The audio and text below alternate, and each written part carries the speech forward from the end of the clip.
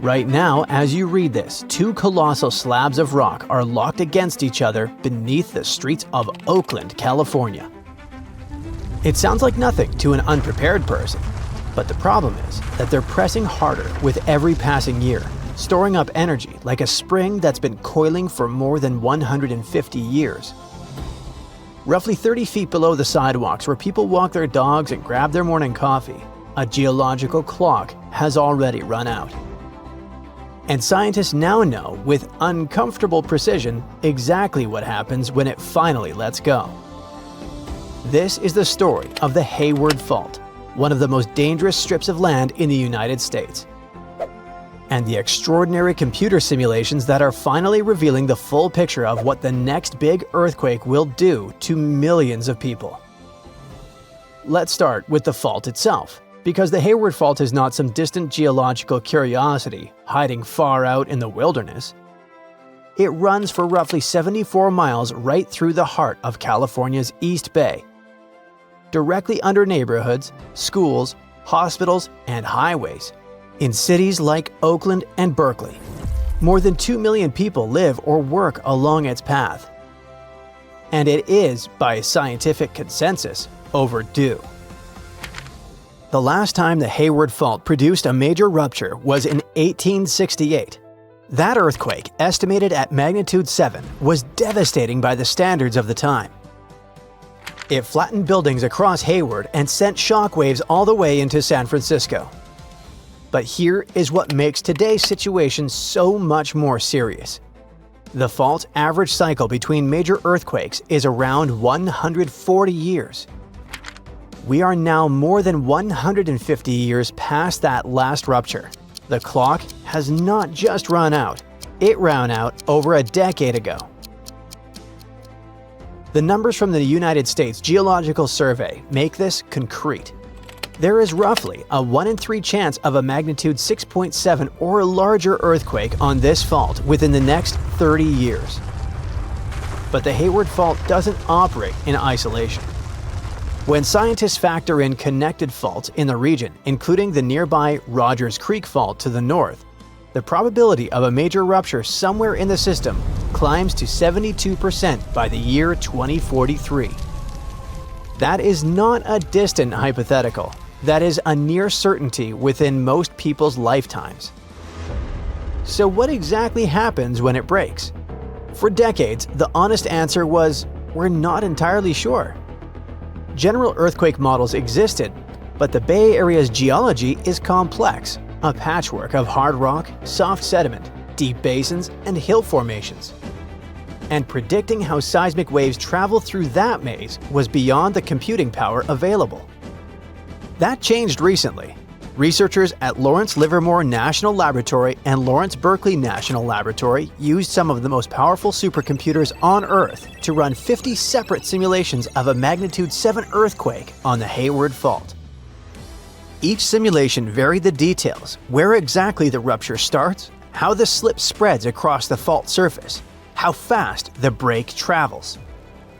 The result is not one prediction, but a rich, detailed map of possibilities, showing not just where shaking will occur, but how intense it will be, how long it will last, and why certain neighborhoods face dramatically higher risks than others.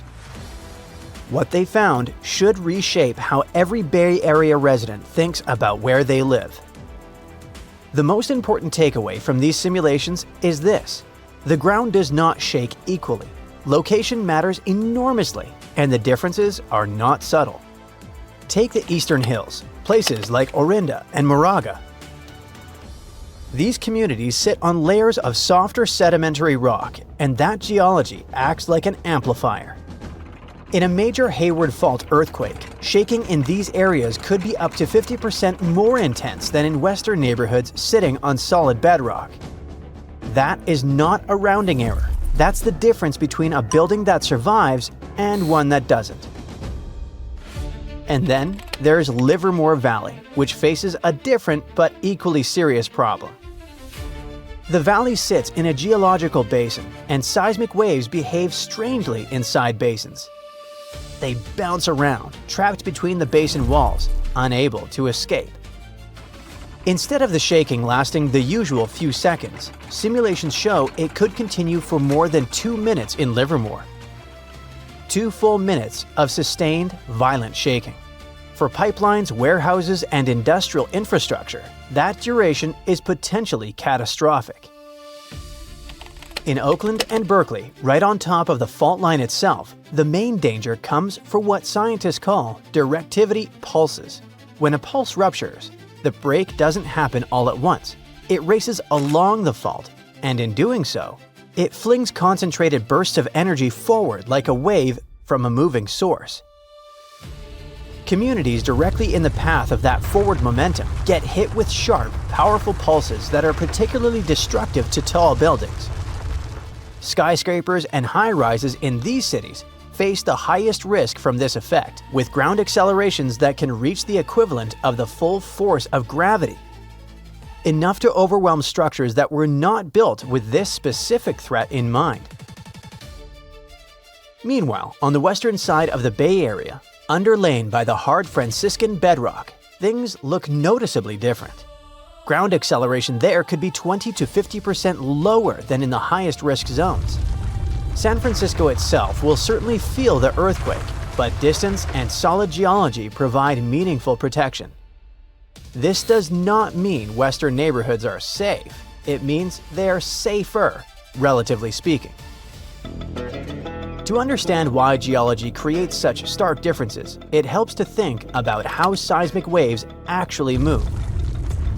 When a fault ruptures, it sends waves radiating outward in all directions, much like dropping a stone into a pond. But unlike water, the ground is not uniform. Hard bedrock transmits those waves quickly and efficiently, so energy passes through without lingering. Soft sediment, by contrast, slows the waves down, compresses them, and forces them to grow taller and more violent. The same way ocean waves rear up and crash when they hit shallow water near the shore. The Bay Area sits on an extraordinary variety of ground materials, which is precisely why 2 neighborhoods just a few miles apart can experience the same earthquake in dramatically different ways. The simulations capture this complexity in finer detail than any previous model, and the results make clear that geology is not just a background detail, it's the single biggest factor determining who gets hurt and who walks away. What makes these simulations genuinely groundbreaking is that they don't just produce abstract data, they produce actionable intelligence. Engineers can already use these results.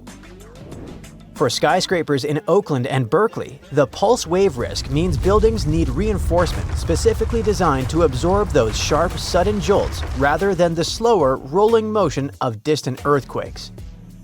In Livermore, foundations for new construction must account for extended shaking durations, not just peak intensity. In the eastern hills, slope stability becomes a critical concern. Steep hillside homes face elevated landslide risk when shaking amplifies.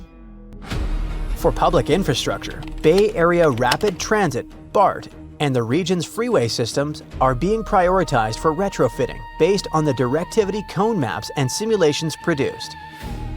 The fault doesn't just threaten buildings, it threatens the transportation networks people will desperately need after a major event. And for ordinary residents, the implications are personal and practical. Securing heavy furniture, water heaters, and bookcases reduces injury risk. Early warning apps can provide seconds of notice before shaking arrives, enough time to drop, cover, and hold on. Emergency supplies for at least 3 days are not excessive preparation. For a region this exposed, they are basic common sense. The science of earthquake prediction is moving fast. These simulations are already being extended to the San Andreas Fault, modeling potential magnitude 7.5 or larger events. Higher resolution subsurface mapping will push the models to even finer detail. But the Hayward Fault simulation already tells us something profound. We do not need to be helpless in the face of this threat. The ground beneath the Bay Area is not a mystery anymore. We know where the danger concentrates.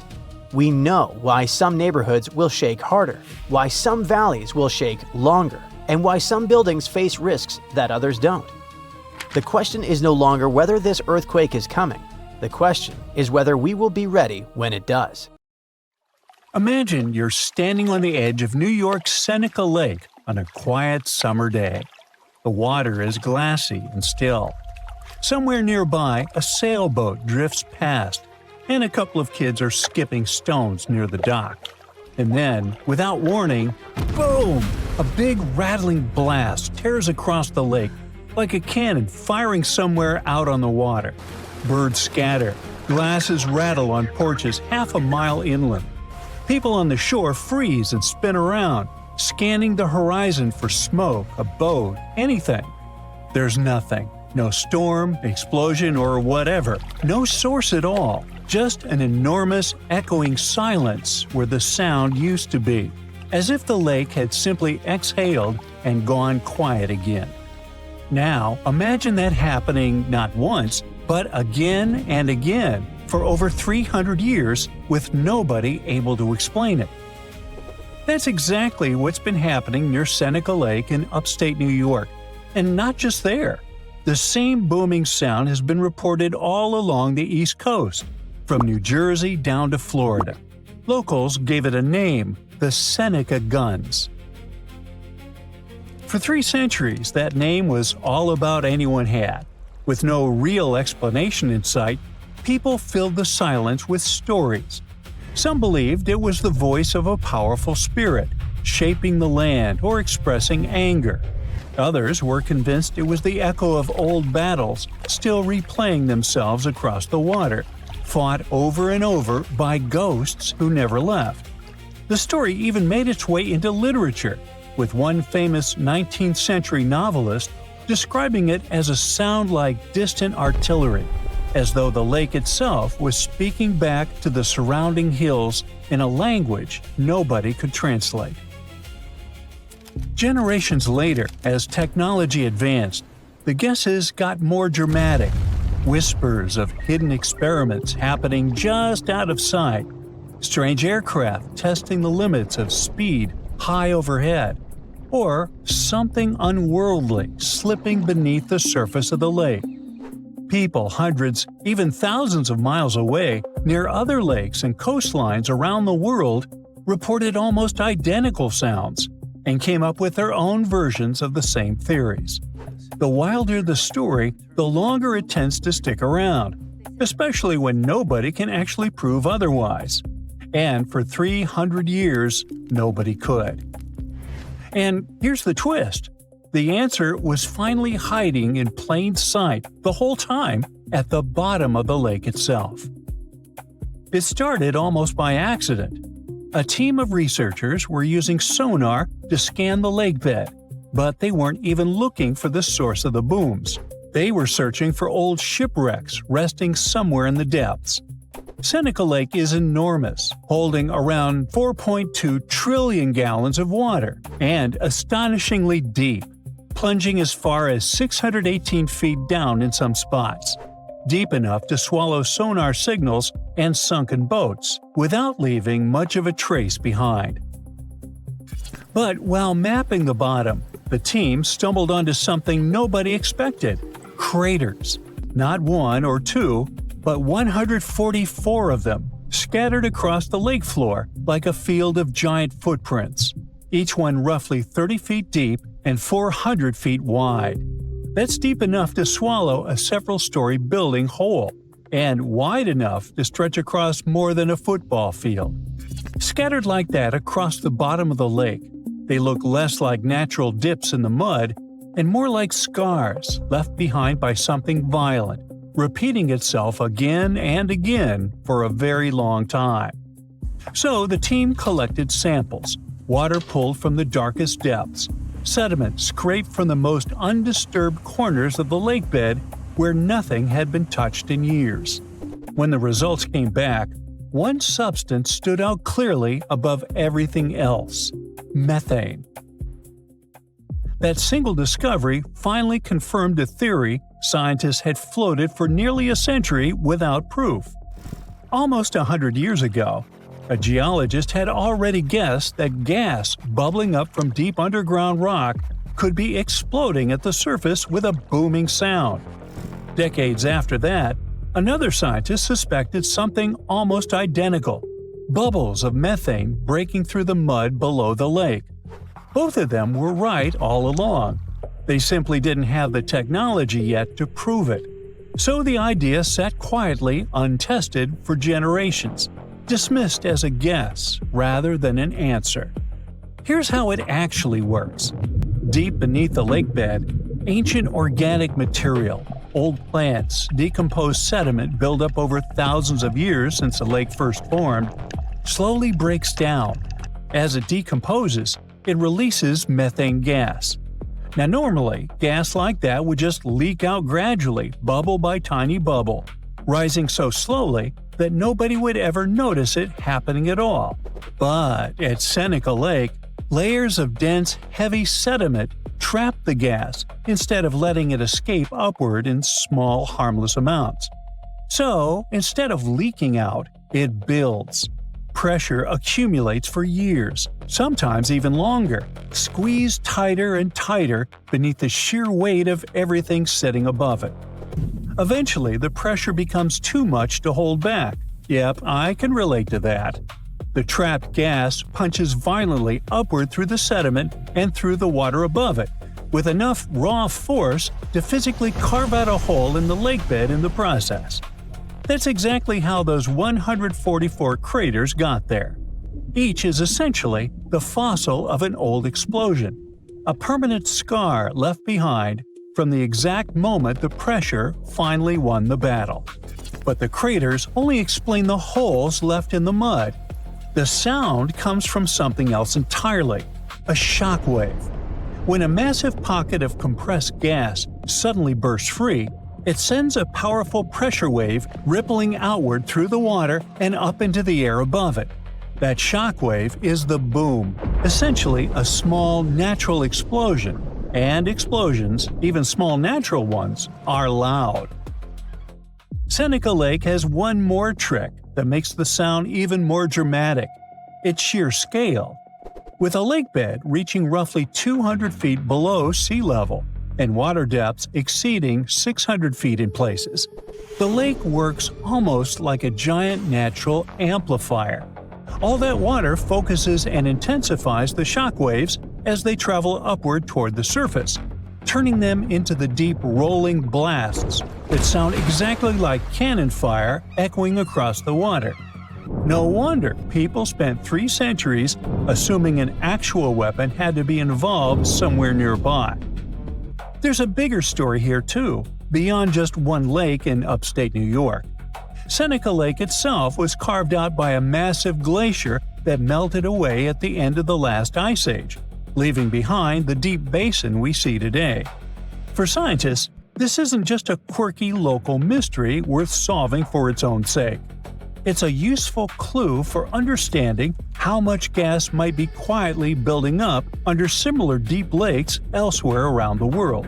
Some of those lakes, in other parts of the world, can release methane in quantities intense enough to actually pose a real danger to nearby life, not just an unsettling sound. The good news for everyone living near Seneca Lake: this isn't one of those cases. Researchers say the booms, while loud and startling enough to make anyone jump, pose no real danger to nearby communities or the wildlife living around the lake. And interestingly, the frequency of these eruptions seem to be slowing down compared to past decades. A small relief for anyone who isn't particularly fond of being woken up by cannon fire in the middle of the night. So, the next time the water seems to growl beneath your feet on a calm summer afternoon, you can rule out angry spirits, secret experiments, or anything otherworldly drifting beneath the surface. It's just centuries worth of quietly buried gas, finally loud enough to be heard after centuries spent building up the nerve to escape from underneath the lake. So yes, the lake farts. Mystery solved, and somehow, after 300 years of ghost stories and wild theories, the real explanation might be even more fascinating than the legend ever was. Because the truth turns out to be a story about patience, a quiet, invisible gas waiting underground for years, sometimes decades, slowly gathering its strength until the ground simply can't hold it anymore. Nature, it turns out, didn't need ghosts or secrets to keep an entire region wondering for 3 centuries. It just needed time, pressure, and one good squeeze. Recently, powerful winter storms have battered California's coast, triggering floods, landslides, and mounting risks for people and infrastructure. Recently, powerful storms led to serious floods in California. In other areas of California, like in Sierra Nevada, it entailed other disasters, such as unexpectedly huge avalanches, and over 10 people went missing. What looked like another winter storm was actually something more dangerous, a system already under strain beginning to fail. Think of a domino effect. One piece weakens, the rest follow. And it's not just the coastline that starts to crumble. The stakes are higher. We're talking about human lives. It's true that the California coastline changes fast, but there's no single factor to blame. Instead, it's an unlucky combination of forces.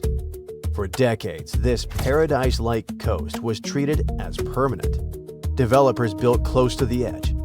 Highways hugged the cliffs and seawalls promised protection. But the coast was growing more fragile, never fully recovering from one destructive weather hit before the next arrived. Winter storms deliver the first blow. Atmospheric rivers slam into the shoreline and powerful surf strips sand from beaches. Cliffs that stood for decades suddenly fracture. Hillsides begin to creep, and when they fail, they don't just collapse. They take roads, rail lines, and multi-million-dollar homes with them. You might think, storms themselves aren't new. People should be ready for them, and that's true. Storms aren't new. What has changed is vulnerability. The water now has far more opportunity to tear the coastline apart. Another factor is king tides, the highest naturally occurring tides of the year. They act like California's preview of future sea level rises. On their own, king tides are dramatic but familiar. But when they collide with storm surge, the ocean doesn't just reach the shore, it pushes inland. Water spills into parking lots, neighborhoods, and coastal streets that were never designed to flood. And the ocean isn't the only thing moving. In parts of coastal California, the land itself is slowly sinking, a process known as subsidence. The science is simple but brutal. When the ground drops, relative sea level effectively rises faster. Now, imagine this trio of forces: storms, extreme tides, and sinking land. The region is being squeezed from all sides. Decades of intensive coastal development have added weight the land was never meant to carry. Infrastructure built in the 1970s now sits inches, sometimes feet closer to the water than engineers ever planned. Homeowners fight to protect property that's steadily losing ground, while insurers quietly retreat from the riskiest zip codes. Each storm doesn't just cause damage, it speeds up the clock for everyone living there.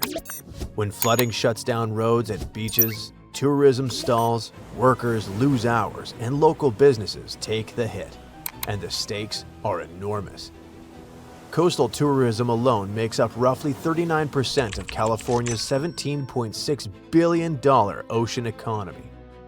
The broader coastal economy supports about $662 billion in wages and $1.7 trillion in GDP.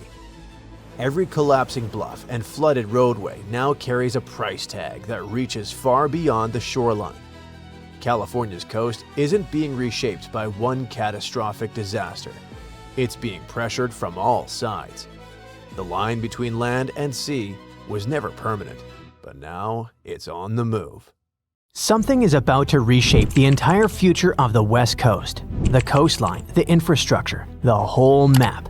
Scientists fear there is not one but two big earthquakes coming, one caused by another.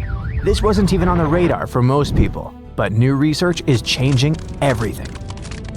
For decades, everyone treated the San Andreas Fault and the Cascadia subduction zone like two separate monsters that just happened to live in the same neighborhood. They were powerful, yes, but independent. But now, Scientists believe these two giant faults are mechanically linked, and one can literally pull the other into rupturing shortly afterward. Cascadia moves, San Andreas moves. San Andreas tears, Cascadia tears. And the potential consequences of that are honestly haunting. Scientists found evidence that it happened at least 10 times in the last 3,100 years. Earthquake, pause, earthquake. It comes from marine sediment cores, which are like time capsules pulled up from the ocean floor. Researchers analyzed layer after layer of seabed sediment and found doublets, paired debris layers created by two massive quakes happening so close together that the ocean barely had time to settle between them. That discovery takes us to the Mendocino Triple Junction, the geological troublemaker of the West Coast. It's the place where three tectonic plates crash and grind into each other like badly aligned gears. It's also the zone where the San Andreas meets Cascadia, which makes it the perfect place for these double quakes to form. The stress changes caused by a rupture in one fault travel straight through this junction and destabilize the other. It's benign when it happens to a bookshelf. When you move one book, three others shift. But when you think about it like a coastline with millions of people, entire cities, major infrastructure, it instantly feels terrifying. To many people who live on the West Coast, the San Andreas kind of feels like a California's problem, and Cascadia like an Oregon and Washington's problem. But when you understand that these two faults can essentially fire at each other, it stops being a local issue and becomes a continental one. A Cascadia megaquake alone can hit magnitude 9.0 plus, rip open 600 to 700 miles of seafloor, and send a tsunami roaring toward the Pacific coast. And it could just be the first quake, and then, maybe minutes later, the San Andreas snaps in Northern California. The shaking could ripple down the state like a zipper tearing open a jacket, and if it goes the other direction, it could be just as bad. If the San Andreas ruptures first, the intense stress redistribution can destabilize the Cascadia subduction zone. You could get the California quake first with buildings rocking, highways breaking, and power stations failing. And then, soon after, the ocean pulls back in Oregon or Washington. And the 20-minute countdown to a tsunami begins, a follow-up disaster. It's the kind of chain reaction you don't want even in a video game, let alone real life. This discovery also tells us something eerie about the earthquake in 1700, the one that sent a tsunami across the Pacific so huge that it struck Japan with no warning. Japanese fishermen called that wave the orphan tsunami because it arrived without any felt shaking. Only centuries later, scientists figured out that it came from the Pacific Northwest. But until recently, no one knew that the San Andreas might have felt that event too, and it possibly slipped or destabilized because of it. So, the whole West Coast may have moved together. And we've come to the scariest part. All this isn't about if, it's strictly about when. The faults have a rhythm, a pace, and a geological heartbeat.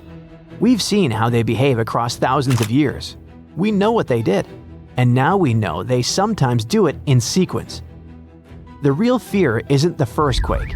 California already expects a big one. The real fear is the second quake, the one that comes before you've checked on your family, before emergency responders regroup, before the power comes back, and before the dust settles. Even if you don't live on the West Coast, this matters for you too. The ports in California, Oregon, and Washington handle a massive chunk of America's imports. Knock them offline, and it's not just the coastline that feels it. The ripple hits the entire country and potentially the world. Grocery prices spike, supply chains freeze, gas availability dips, shipping timelines go nuts. The world is much more connected than any of us thought, and a geological double punch on the Pacific coast wouldn't stay a local disaster. It would spread, thread by thread, into everyone's life. So, those in power must prepare not for one giant rupture, but for two. Emergency plans, evacuation routes, response times, and power grid designs, all of it needs updating. Because nature has now shown us what even a single major rupture can do to a modern economy. It happened in Japan in 1995, on January 17th at 5:46 in the morning. The quake hit right by the northern tip of Awaji Island, only 12 miles from Kobe, a huge, busy city with about 1.4 million people back then, and another 2.6 million in Osaka nearby. The rupture ripped along the Nojima Fault for about 25 miles. That doesn't sound like much until you realize entire buildings can't survive that kind of sideways shove. More than 5,000 people lost their lives. 43,000 were injured. Nearly 400,000 buildings were irreparably damaged. This disaster hit one of Japan's largest industrial zones. And when you mess with a place like that, the shock doesn't stop at the shoreline. The damage was $200 billion US in losses, from smashed buildings and infrastructure and many businesses shutting down. Kobe's port just collapsed. Only 30% of the Osaka-Kobe railway lines worked. Part of National Route 28 literally vanished into the ground. Schools, hospitals, and municipal buildings, 85% of them took damage or were unusable. Fires broke out across Kobe, almost 300 separate incidents, burning the equivalent of 70 US city blocks and taking another 600 to 700 lives. Almost 100,000 people permanently left the region, 2.5% of the whole population gone in less than a year. And here's a detail that stuck with me. So many bridges failed that engineers suddenly had to confront how poorly older designs handled lateral shaking. Houses with heavy tiled roofs, built to fight typhoons, crumbled because all that weight sat too high. But the newer homes made after the 1981 building code revision stood. And that's when Japan realized that modern seismic standards were crucial to follow. Japan threw $58 billion US into restoring the region. Power came back in days. Roads and rail returned in 5 to 8 months. The main expressway took 21 months. The port was fully rebuilt in just over 2 years. And by then, all debris was cleared. Within 15 months, manufacturing jumped back to 98% of its old level. Stores reopened. By 1999, Kobe's economy reached roughly 75 to 90% of pre-quake levels. Japan overhauled its disaster management system entirely. They set up the Central Disaster Management Council and rewrote building codes.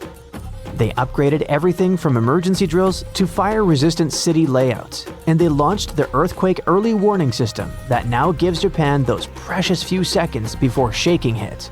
The same system that saved countless lives since 2007. But despite all this improvement, the Kansai region still sits on dangerous ground. The Roku-Awaji-shima fault system, the same one that snapped in 1995, still runs under them. The 2018 Northern Osaka quake and the 2024 Noto Peninsula quake reminded everyone that this threat didn't disappear. It just waits its turn. A future large event on that system could hit even harder simply because the region has grown more complex, more interconnected, and more economically loaded. So Kobe wasn't even a triggered double fault rupture, but it still broke a major industrial hub, reshaped a national economy, and permanently changed global shipping routes. That's why when scientists started talking about two joint faults firing off back-to-back in Cascadia and San Andreas, you don't even have to imagine the consequences. We already got a preview in 1995. You rub your eyes, trying to make sense of everything. Perfect circular holes in the bottom of the ocean floor off the coast of Big Sur in California. You have no idea how this happened, even though you're a marine biologist who's been practicing it for years. You go through some of the old records and find out that these holes have been around since the 90s. In 1999, a ship-mounted sonar conducted a survey and found 5,200 of these pockmarks, or large holes over 500 square miles, on the ocean floor. They look like moon craters underwater. You contact your team and get the robot ready to go down and explore the scene and bring back a few samples. You and the team drive to the coast and hop on the boat. You're sitting inside controlling the robot with a joystick. Your teammate sets the robot in the water and drives it down. Everything seems normal near the surface, but as the robot goes lower, the pockmarks start appearing. A bunch of boats swift past you, making you lose your balance and focus. The robot turns on the flashlight so you can see better. But as it goes lower, the resolution is less crisp. It almost reaches the bottom, and the holes are smooth and nearly perfect circular shapes. Some of these holes that were visible in the sonar reading measure more than 30 feet across and 15 feet deep. You show the rest of your teammates the images, and they're shocked. The robot continues swimming, but there appear to be more holes all around. Many of them are too small for the scanner to capture from above. These microdepressions are steep and have sort of tails going in a certain direction.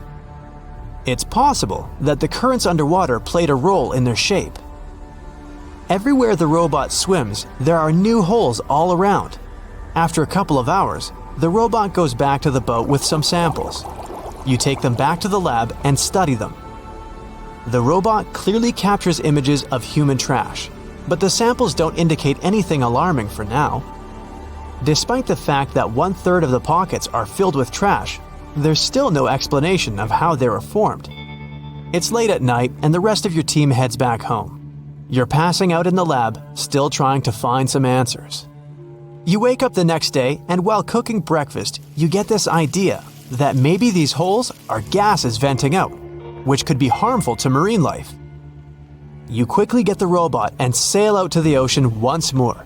This time, you didn't even think about calling your teammates. You place the robot in the water and get behind the screen to control it. The robot descends to the bottom of the ocean and does a survey. So far, the holes still seem to be covered with trash. But some of the holes have marine life dwelling inside, like fish and seaweed. After much scanning, it doesn't look like they're producing any bubbles, which means there aren't any gases venting out, but you're determined to find them. After a while, you reach one of those large pockmarks, and the robot starts scanning around. You find some bubbles coming from a source, but the robot can't reach it. It swims around trying to find a spot, but nothing. You bring the robot back to the lab and work on it. You attach some mechanical arms on it that can lift things and move them. You bring the robot back down to the same spot, but the bubbles aren't as frequent as before. You use the arms to move some of the trash and find out that the bubbles are being produced by a group of crabs chilling next to a pile of plastic. Bingo! The bad news is, you still don't have a clue why the microdepressions and pockmarks exist. As you try to control the robot to go back to the surface, an octopus wraps its tentacles around it, pulling the robot down. You struggle with the controls and push it to maximum power, but the suctions of the octopus are too strong to break off. It's a game of tug-of-war with the octopus and your robot. It takes the robot under a pile of trash, thinking it's lunch. But you use the arms to maneuver the robot out and swim back to the surface. You go back to the lab even more confused. The robot has collected more samples for you to study. Your eye is glued to your microscope, trying to figure out what's going on, but nothing. You decide to do a carbon dating test to determine how old these holes are. After a while, you check out the results and are even more stunned than before. They show that the holes are around 400,000 years old, so it's likely that human trash wasn't the cause for all this. You pull many all-nighters trying to figure out the truth. You gather your team once more and hold a small press conference about this. You claim that this may be something we should be extremely worried about, but you still can't tell them more than what you know. With all the brain work put together, you find out that the large pockmarks haven't changed or been active for more than 50,000 years. The newer holes were most likely created by human trash settling in the bottom of the ocean floor. The marine life gathered some of this trash like plastics and discarded fishing gear and created homes for themselves. This is why around 4,500 of the holes are newer and have trash in them. But it still doesn't answer why the holes appeared in the first place. You're back to square one. The only way to see what's really going on is to clear up the trash from underwater and study them. The story makes headlines in the local community and catches the attention of a cleanup crew. You organize a trip to the ocean and begin the extraction of all the trash.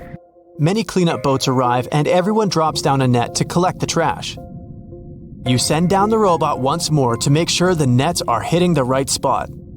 As most of the trash is being collected, many marine life animals scramble and try to find a way to escape.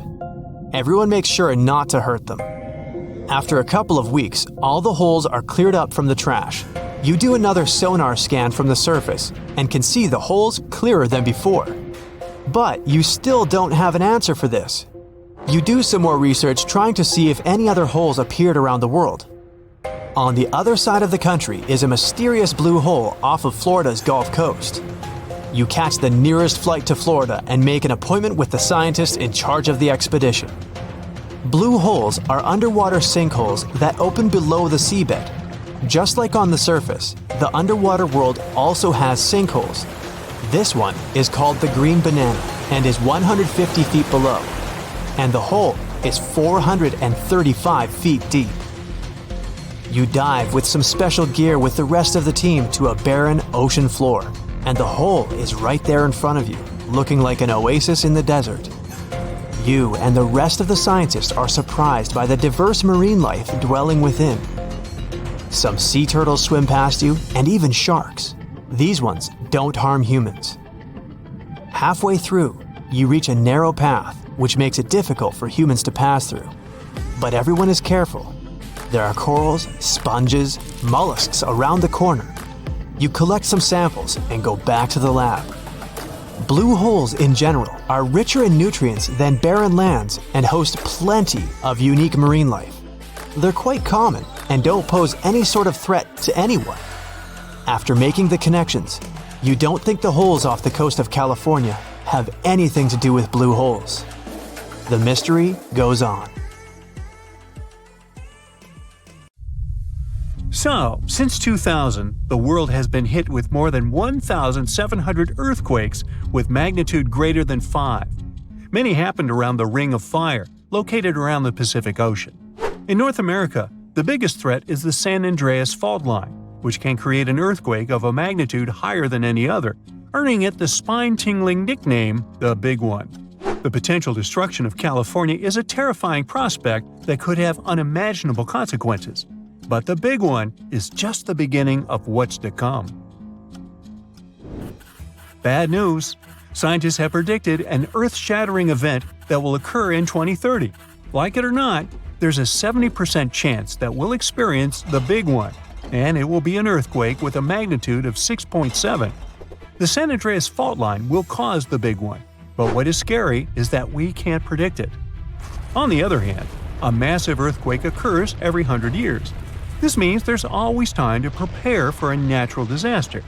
If we traveled back in time, we'd see a few significant earthquakes like the ones that wiped out San Francisco and Fort Tejon. Buildings made a long time ago are not quake-proof. They will collapse. Even if they survive, you should not enter them. But buildings are not the most dangerous part. You should watch out for electrical lines and gas pipes. Your hill house might be lovely, but it is extremely unsafe. During quakes, the hill can turn into a massive landslide that will destroy everything in its path. Say goodbye to road trips because all the roads will be ruined. You should have some spare water and food since you won't be able to go to the supermarket. This disaster won't be cheap. It will cost the U.S. around $200 billion to recover from the quake. At least the earthquake will not trigger tsunamis. But there's something it can cause more damage than the Big One. The notorious Cascadia subduction zones start in California and ends up all the way in Vancouver, Canada. The San Andreas fault line is nothing compared to this zone. It can wipe the whole coast off the face of the Earth, an example of hyperbole. Subduction zones are tectonic plates forced to be one under the other and constantly pulling apart. One is called the North American Plate and the other is the Juan de Fuca Plate. Zones like these are not to be messed with, since they are terrifying hotspots for earthquake activity and extremely dangerous because they cause massive underwater quakes. But they are underwater, so what can they do to us? Well, they can cause giant tsunamis, flooding cities, and destroying the coastline. Right now, the most active zone is the Ring of Fire. The Cascadia zone might be less active, but it is like a sleeping beast that can wake up and destroy everything in its path, causing a groundbreaking earthquake. The last time all this stress was released was in the year 1700. Unlike the San Andreas quake, this one will cause massive tsunamis and much bigger shocks. Let's hope you'll be camping in an open field at that time, because most buildings and bridges will likely be destroyed. Also, be ready for the aftershocks, as they'll be devastating. Nature won't be spared either. Landslides will change animals' habitats. Even our homes will be changed forever. Luckily, there is a light at the end of the tunnel, and scientists are doing everything they can to ensure our safety. New rules are implemented. Every new building must be able to withstand massive shocks. They're developing modern warning systems, and every new infrastructure must follow strict quake-proof guidelines. The Juan de Fuca and the North American plates are locked together, but they won't stay like that forever. When they unlock, get ready for a massive shake. The closer you are to the epicenter, the more damage you'll experience. But even if you are lucky to be far away, you may still feel the ground shaking for some time. Now, if we compare the Cascadia subduction zone and the San Andreas fault, we'll see how much more dangerous the Cascadia zone is. In 1994, there was an enormous 6.7 magnitude earthquake in the Northridge area, close to the San Andreas fault. Sadly, many people didn't make it, and some were injured. Back then, buildings were not strong and earthquake-proof, and many of them were damaged. The Cascadia subduction zone can potentially cause a magnitude 9 earthquake. A magnitude 6 quake has the power of around 44 million pounds of dynamite, but a magnitude 9 has the power of 44 trillion pounds of dynamite. The strongest ever recorded quake was in Chile. Its magnitude measured 9.5, and it destroyed most everything. So let's say you've survived the quake, but the struggle is far from over. Soon after, a massive tsunami will strike, with waves that might reach up to 100 feet in some areas. That's so unlike the San Andreas earthquake, which can't produce any significant waves. So say goodbye to your beautiful garden, since salt water will destroy trees and plants, changing the environment for a period of time. The only positive thing will be you won't need Halloween decorations, because all those dried-out trees will resemble a ghost forest. The combination of waves, quakes, and the sheer size of the area will make this natural disaster much more dangerous than any caused by the San Andreas fault or the so-called Big One. A quake similar to this happened around 300 years ago. Many more have been recorded in the past 3,500 years, proving that they continually occur every 400 to 600 years. So, technically, we have around 100 to 300 years before the next big one hits. We still have no idea how exactly the Cascadia subduction zone works, because we discovered it in 1970. This zone is super scary because it can cause big earthquakes. It was found by accident when researchers studied the Ring of Fire. They wanted to know if this area had caused any trouble in the past years, and the proof was under their noses. In Washington, there is a horror forest where nothing has been growing for years. When researchers tested the soil, they found a tremendous amount of salt. They put 2 and 2 together and concluded that a massive tsunami had been the reason. Experts still didn't know when the forest was destroyed. But Japan kept records of a gigantic earthquake that had a similar effect. It was the one that happened in the year 1700. There is a 1 in 3 chance that the next one will occur in 2050. You must know how to survive the Canadian earthquakes and make it out unscathed, so listen carefully. Those who live in this area have almost no experience with earthquakes like this one. Surviving the quake is relatively easy, but the tsunami coming afterwards is the real danger. After the shake, find the highest ground and go there. Only bring the essentials, like food and water. Yeah, leave your baseball card collection at home. After the first hit, don't try to go down. Seismologists say that most likely there will be a few more waves, and they have proven this. On the 22nd of May, 1960, seismologist Jerry Eston and his 4 friends went to Hawaii to see an expected tsunami that was to happen around midnight. They set up their gear on Wailuku Bridge with an escape route planned. This bridge had been destroyed in the previous tsunami, but the new one was much taller and better. After midnight, the water was 4 feet above the average level. The second wave hit a half hour after midnight, and the water rose another 9 feet by 1 a.m. The water started going down and dropped by 7 feet, but the horror was far from over. Next, they saw a wave that was around 20 feet tall. This shows us that tsunamis are unpredictable, and we should listen to experts to stay safe.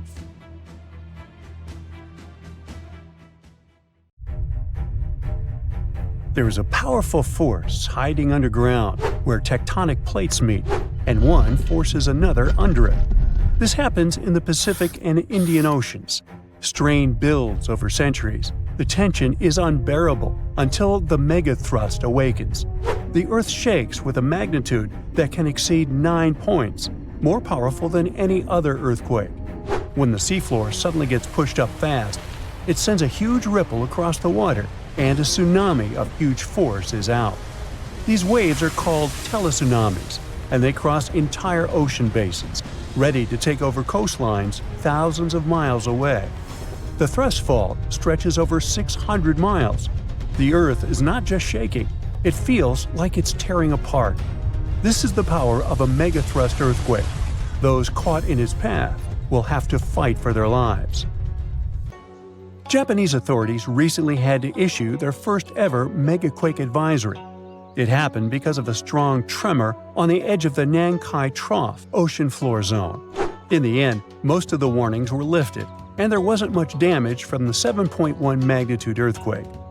Parts of southwestern Japan started to shake, and the superfast trains in Japan slowed down to stay safe, which made travel slower for everyone. But everyone is staying alert as they know about the risk of a megathrust earthquake that could happen within the next few decades in the Nankai Trough. The tectonic plate under the Philippine Sea is slowly sliding underneath the land where Japan is, moving just a few inches every year. The last big earthquakes from this area happened in 1944 and 1946, both with a magnitude of 8.1. These quakes have caused a lot of destruction in the country. The next megathrust earthquake in the region, if it does happen, could be between a magnitude 8 and 9. Scientists still can't agree on how likely this mega earthquake is to happen, but it could be up to 80% certainty. On the other side of the Pacific, scientists from the U.S. Geological Survey have studied a dangerous area along the U.S. West Coast. It's called the Cascadia subduction zone, and it stretches from northern California to northern Vancouver Island in Canada. Over the past 14,200 years, there have likely been at least 30 big earthquakes in this region. One major quake happens every 500 years on average. But for a long time now, Cascadia has been quiet, and it worries scientists. They think this might be because the area is locked, meaning the tectonic plates are stuck together and building up a lot of pressure. Eventually, the part of the seafloor could suddenly break and move by several feet.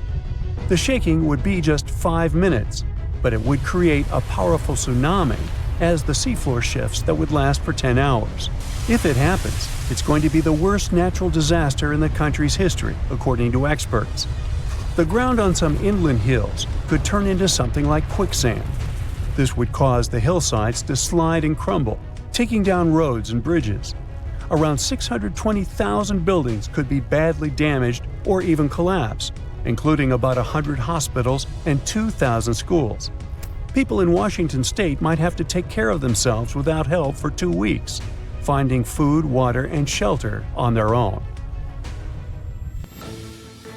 Scientists are studying slow slip events, where the tectonic plates move very slowly over weeks or months, releasing some energy but not enough to stop a big one. Every time the magnitude of an earthquake goes up by just one number, the energy it releases is 40 times bigger. So we'd need about 1 million small earthquakes every day for 500 years straight to release the same energy as one huge magnitude 9 earthquake.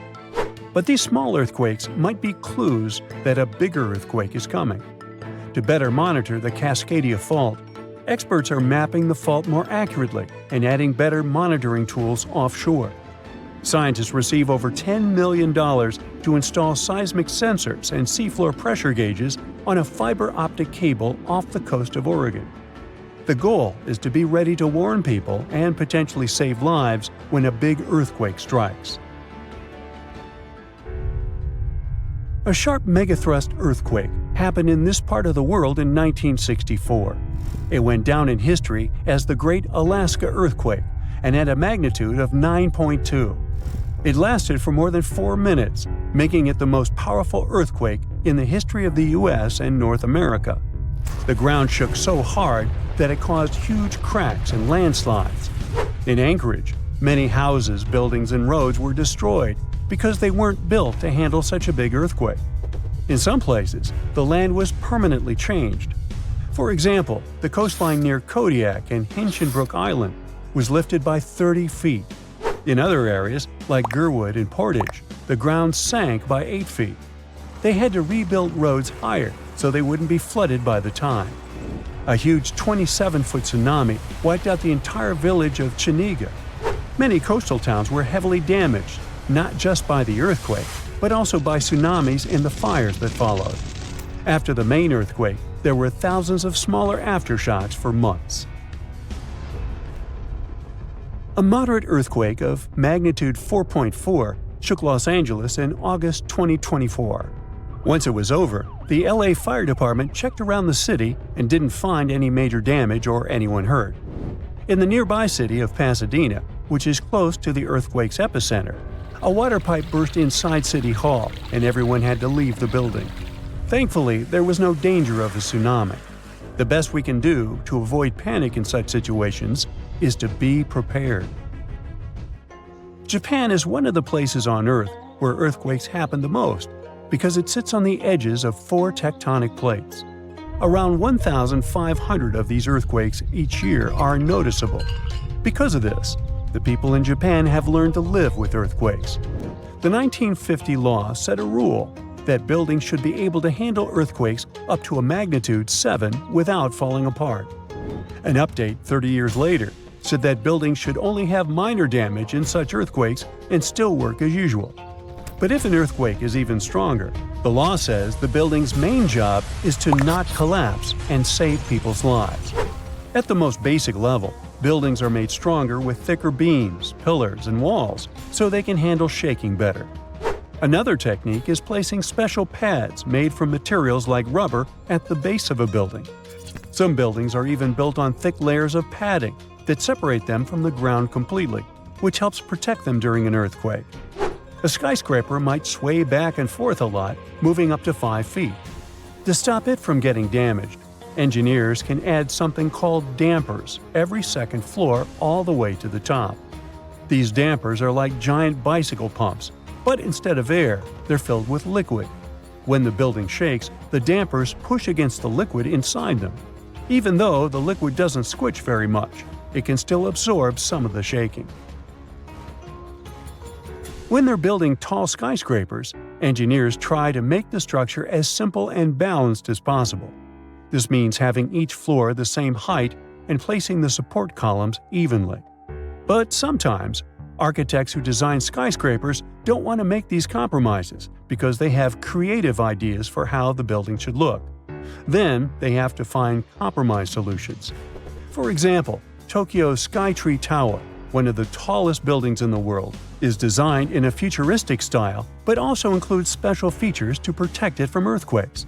It has a central pillar, like in traditional Japanese pagodas, and seismic dampers that help absorb the energy from an earthquake, keeping the building safe.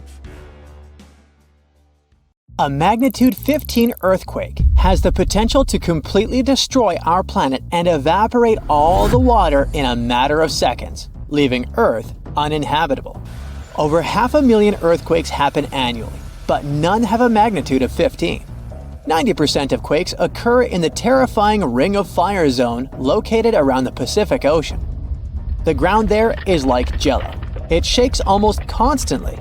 The most powerful earthquake to have ever struck Earth had a magnitude of 9.5. That much power can lengthen or shorten the day. But there's probably an earthquake in the confines of your own home now caused by a speck of dust landing on a table. But it has a power of negative 15 magnitudes. Earthquakes happen when tectonic plates move. They're like Lego pieces that are not properly secured, and when they move up, down, or hit one another, the ground also moves, triggering earthquakes. This tectonic energy acts like a battery. It stores energy for a long time, up to 500 years.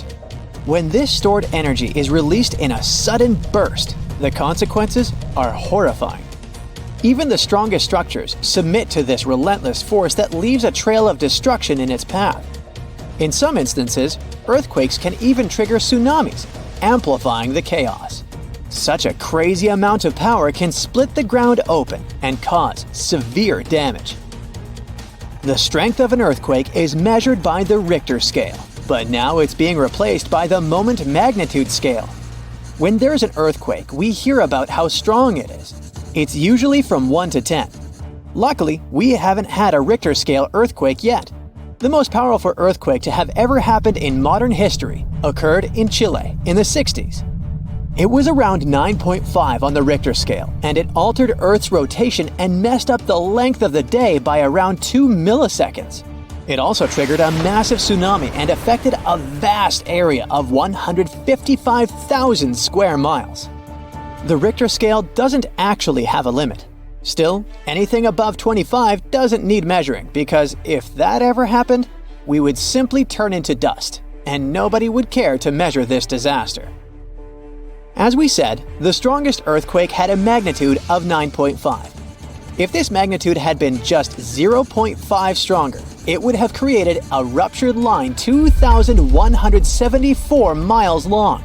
That is almost 7 times the size of Wyoming. A magnitude 11 earthquake would create a crack halfway around the world. Massive tsunamis would hit coastal areas, destroying everything, and Earth would get into a massive environmental crisis. If you love hiking, you would have new mountains to explore, created by the terrifying earthquake. Even the temperature would increase because of volcanic eruptions and the resulting greenhouse gases. It would turn our planet into a hot oven. The safest places would be far away from any buildings, seas, oceans, and mountains where there would be a low chance of a landslide. Countries unprepared for earthquakes would be totally destroyed, and cities would turn into piles of rubble and dust. Going up on the Richter scale would only make things worse. But don't worry, an earthquake of that power is impossible. Earth's crust doesn't have enough energy to produce such earthquakes. But there is something that has much more power and can produce mega earthquakes. Asteroids are powerful enough to destroy our planet, as we all know from the dinosaur era. That asteroid was around 6 miles long, and it caused massive damage to the planet. It triggered earthquakes that shook the ground constantly for months. These terrifying quakes were about 50,000 times stronger than the Chile earthquake. They also triggered a tsunami that was 30,000 times more powerful than the Indian Ocean tsunami. And the latter was one of the most devastating tsunamis to have ever struck Earth. The earthquakes caused by the asteroid had a magnitude of 11, making it the most powerful and scariest natural disaster ever. And let's hope it stays that way. The Indian Ocean tsunami affected only certain areas of the world. Meanwhile, the asteroid tsunami affected every part of the world and had 33-foot-tall waves.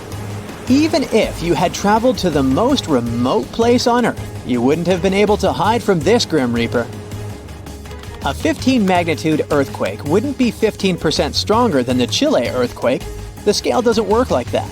It would be around 100 million times more powerful than a 9.5 magnitude quake. It could make all the water on Earth evaporate, leaving us devastated and without any H2O to survive. All ecosystems would collapse, all food chains would be broken, and only some super strong bacteria would probably survive the impossible.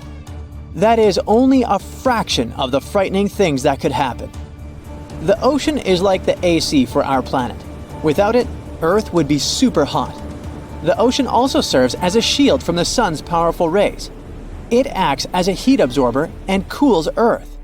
Scientists think that the most dangerous thing would be the inability of Earth's crust to survive the violent shakes of the 15-magnitude earthquake. If our planet miraculously survived and didn't turn into dust, there would be massive openings in its crust. The ground would become gelatinous. It would randomly move up, down, left, and right, and no building would survive that. Our civilization would be brought back to the Stonehenge era. Tectonic movements like this are devastating. A similar thing happened in Japan when tectonic plates moved 165 feet from each other and then snapped back together, creating a 9-magnitude earthquake. No place on Earth is immune to this bone-chilling natural phenomenon. Still, certain places have higher chances of being destroyed than others, like the Ring of Fire, where 90% of earthquakes happen. This is a place where earthquakes are almost everyday occurrences. The Ring of Fire is located in the Pacific Ocean. It forms a ring around the continents that surround the Pacific. There, several tectonic plates meet, creating highly unstable ground. To make the problem much more terrifying, 75% of active volcanoes are located in this area. 90% of dormant volcanoes are also there, making this place extremely dangerous. Scientists carefully study this region to find a way to predict when the next earthquake might strike. The Ring of Fire is not the only place at risk of earthquakes. In California, along the San Andreas fault line, 2 tectonic plates have been storing power for more than 200 years. The San Andreas Fault is 715 miles long and has the potential for a massive earthquake. This region has its fear of violent earthquakes like the one that happened in San Francisco in 1906. It had a magnitude of 7.8 on the Richter scale. Scientists' predictions are terrifying. They say that the chance of a 6.7 magnitude earthquake is very high in the area. If all hell starts to break loose, you should know how to survive. Avoid anything that might fall on you, like windows, closets, or unstable ceilings. The official phrase from emergency experts is drop, cover, and hold on. Stay low to the ground. Hide under something stable like a table, and remain there until the shaking stops. Make sure to stay in your shelter for another minute or two, just in case there are aftershocks or loose debris. Use your nose and smell for gas. If you do smell it, don't turn the lights on or do anything that might ignite it. Stay strong and be safe. An earthquake in Indonesia began in 1829 and lasted a mighty 32 years. It reached its climax in 1861 and hit a magnitude of around 8.5. It was caused by the tectonic plates below the island slowly clashing against each other. Researchers discovered that the quake had been building for some time after analyzing the coral in the area. They found it was being periodically exposed to the open air. That was caused by the gradual earthquake moving the land up and down. Scientists call these decades-long silent earthquakes slow slip events. A single lightning bolt can warm the air to around 54,000 degrees Fahrenheit. The heat makes the air expand quickly, creating a shock wave or boom, which we know to be thunder. There are close to 3 trillion trees on Earth. That translates to roughly around 422 trees for every person. Before humans, the number was nearer to 6 trillion. Almost 70% of the Earth's surface is covered by water, which on average is around 2.5 miles deep. 97% of Earth's volcanoes lie underwater, as well as the mid-ocean ridge, a massive mountain range that is over 40,000 miles long. Humans have mined around 190,000 tons of gold from the planet.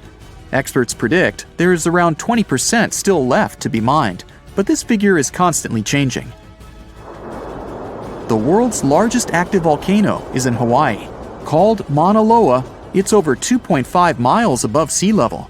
Given that most of it is underwater, the volcano's summit is a staggering 11 miles from its base. That's the same length as over 160 football fields.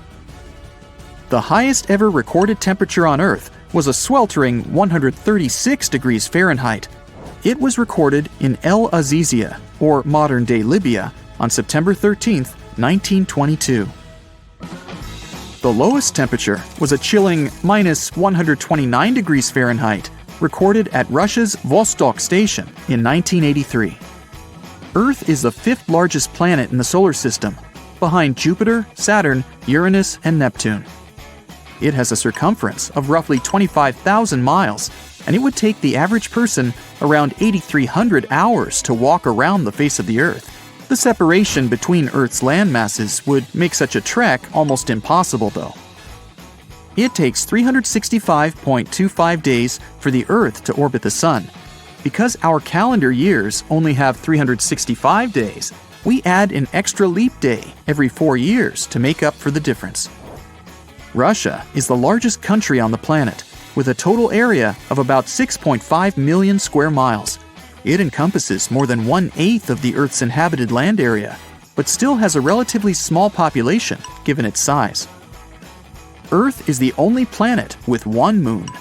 Mercury and Venus have no moons, while every other planet has 2 or more.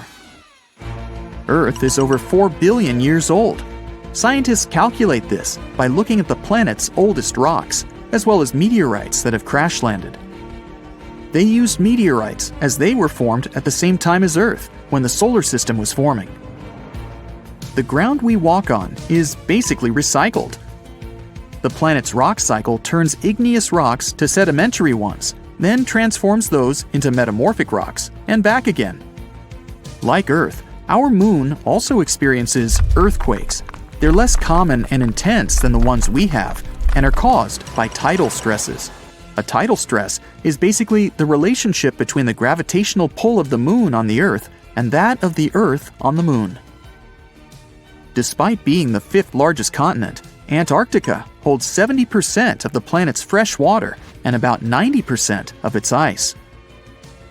Bangkok is the most visited city in the world, boasting 23 million visitors in 2019 alone. Paris, London, Dubai, and Singapore make up the other cities in the top 5. The lowest layer of Earth's atmosphere is called the troposphere and is the reason we have weather. Sunlight heats the planet's surface, which causes warm air to rise up to the troposphere. This air then expands and cools as the air pressure decreases and sinks down, where it is then warmed by the Earth again. Coral reefs are the largest living structures on the planet, with some even being visible from space. Coral reefs hold the most species per area of any of Earth's ecosystems, even more than rainforests. Earth got its name around 1,000 years ago, and it comes from the German word meaning the ground, but there's no evidence to show who actually named it. Of all the planets, Earth is also the only one which is not named after a Greek or Roman deity. The deepest point of the ocean is the Mariana Trench. It's a whopping 7 miles below sea level. Coastlines cover about 20% of U.S. land, but are home to more than 50% of the U.S. population. The Earth isn't actually a sphere. It's more like a squished ball that bulges at the equator. The bulge is caused by the force of the Earth spinning, which makes the north and south poles slightly flat. The Earth spins on its axis, which is basically an imaginary straight line. Earth has seasons because the axis is tilted, causing the sun's rays to hit different parts of the planet more directly, depending on the time of year. If the sun was as tall as a standard door, the Earth would be around the size of a nickel. The Earth's rate of rotation is gradually decreasing.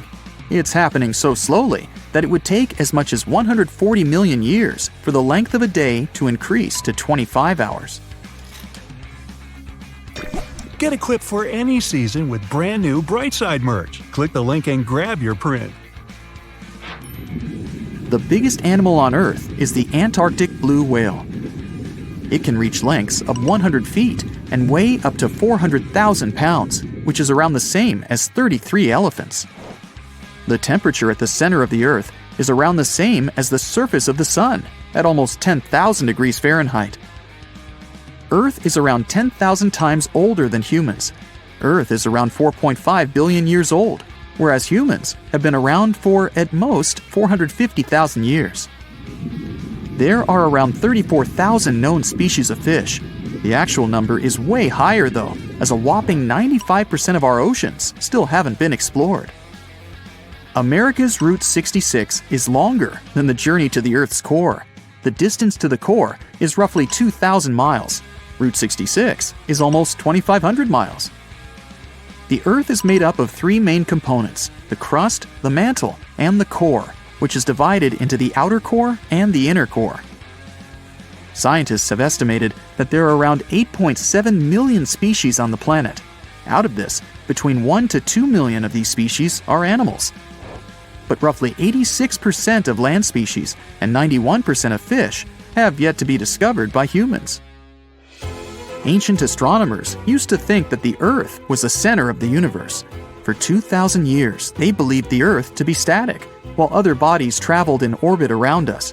In 1543, Copernicus published his sun-centered model of the solar system. Earth is the densest planet in the solar system. The density varies across its different crusts, but the planet's average density is just over 3 ounces per cubic inch. Mount Everest is the highest point on the planet. Its peak is the highest altitude above sea level at around 5.5 miles. Each year, 1 septillion crystals of snow fall on Earth. That's a trillion snowflakes. Snow covers about 31% of Earth's land area each year. Of Earth's water, only around 3% is fresh water. The other 97% is salted. Of that 3%, about 2% is frozen in ice and glaciers. So, less than 1% of the planet's fresh water is actually in lakes, rivers, and underground. The world's largest inland body of water, or lake to us normal people, is the Caspian Sea. It has an area of 140,000 miles squared. The world's deepest lake is Lake Baikal in Russia and is 5,300 feet deep. Earth's atmosphere is roughly 78% nitrogen and 21% oxygen, with small amounts of water vapor, carbon dioxide, and other gases. No other planet is believed to have this much oxygen, which explains why Earth is the only planet where life has been discovered so far. Apart from the Moon, there are 2 asteroids in co-orbital orbits with Earth, sometimes called Earth's second moon. 3753 Cruithne is an asteroid that looks like it's following the Earth in orbit, but it's actually following its own path around the Sun. 2002 AA29 is another asteroid which makes a horseshoe orbit around the Earth that draws it close to the planet every 95 years. On January 26, 1700, one of the biggest earthquakes in history hit off the coast of the United States. It had a magnitude of 9, which puts it in the top 10 most powerful earthquakes ever recorded. This earthquake triggered a huge tsunami and changed the coastline all the way from southern British Columbia down to northern California forever. Back then, the area wasn't very populated, but thanks to some clever research, scientists figured out exactly what happened that day by looking at old geological records, tree rings, and even some history from Japan.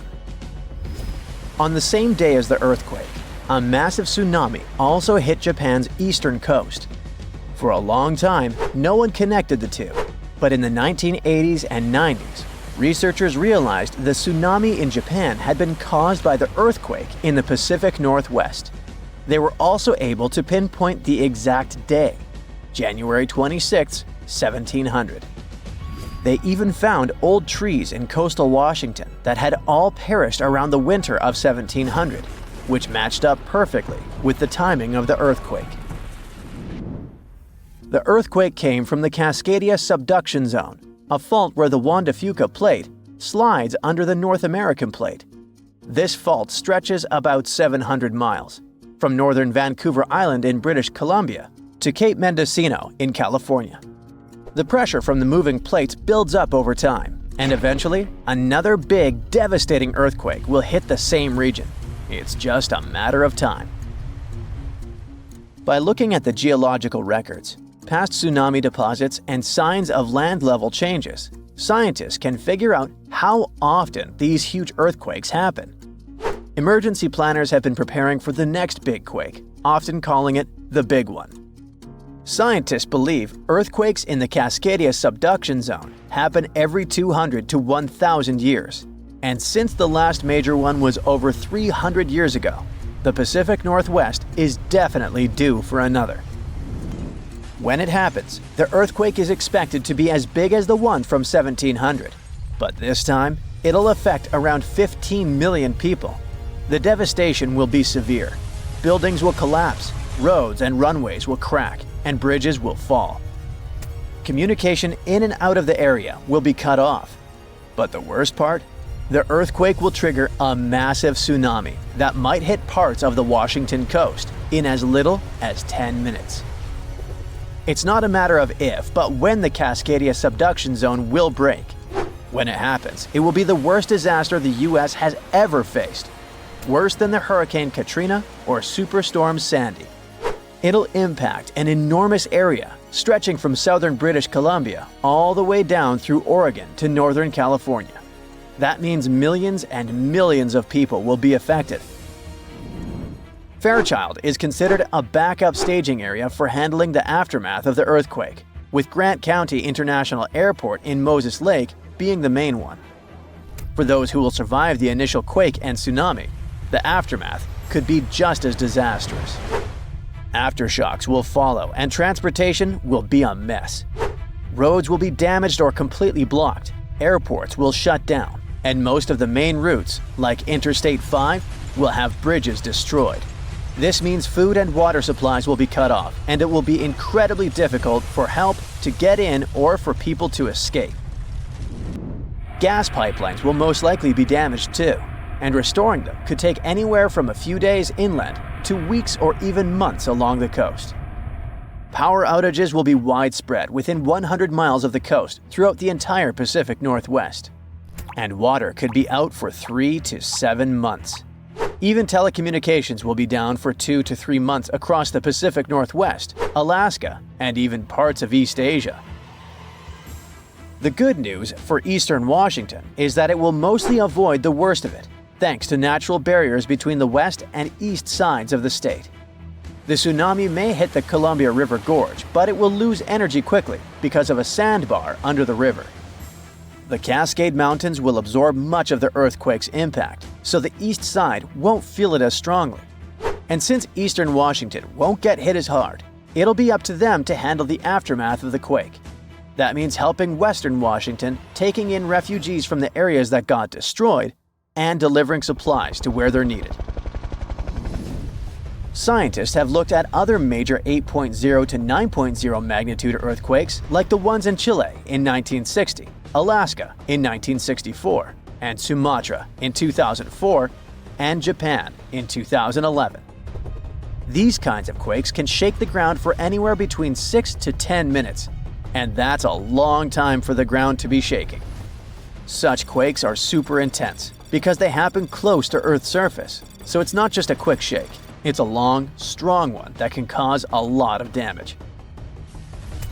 If the Cascadia earthquake and tsunami were to hit tomorrow, over 13,800 people could lose their lives, and about 107,000 people could be injured. The economic toll in Washington, Oregon, and California could top $70 billion. To put that into perspective, we can compare these numbers with some other major earthquakes. In Chile's 1960 earthquake, about 1,650 people lost their lives. The 1964 Alaska quake resulted in around 140 lives lost. The 2004 Sumatra earthquake and tsunami took the lives of an estimated 280,000 people. And the 2011 Japan earthquake and tsunami caused over 20,000 casualties. Authorities know about the dangers of the Cascadia fault, but even with all the planning, no one can say for sure what will be needed when the big quake hits. Right after the earthquake and tsunami, the areas outside the immediate disaster zone won't be able to help much because roads and airports will be destroyed, and resources will be limited. How can we deal with this kind of disaster and its effects? We don't have all the answers yet. Right now, let's focus on the Cascadia subduction zone. It's a huge fault line that stretches about 620 miles from Vancouver Island to Cape Mendocino in California, sitting about 93 miles off the coast. It's like one tectonic plate is slowly sliding under another. When the plates are close to the surface, about 18 miles deep or less, they get stuck because of friction, kind of like pushing two rocks together. Over time, this creates a lot of pressure. When the pressure finally becomes too much, the plates slip, causing a massive earthquake.